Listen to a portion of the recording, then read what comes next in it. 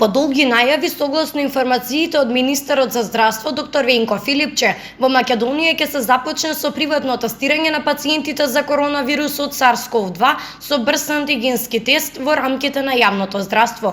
Новите тестови го даваат резултатот за 15 минути и тие ќе чинат 1000 денари.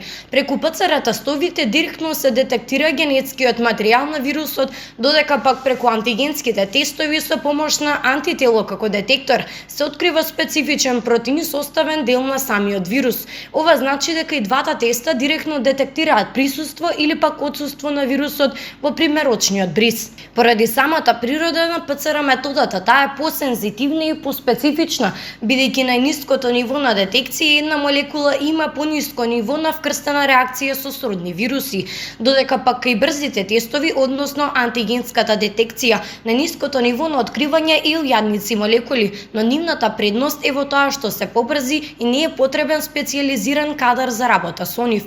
Антигенските тестови се навистина побрзи, но може да испуштат пациенти кај кои инфекцијата туку што започнува или пак е во завршна фаза. Најсензитивни се во првите 3 до 5 дена од појавата на симптомите, односно може да ги откријат луѓето кои што се најефективни, но не сите.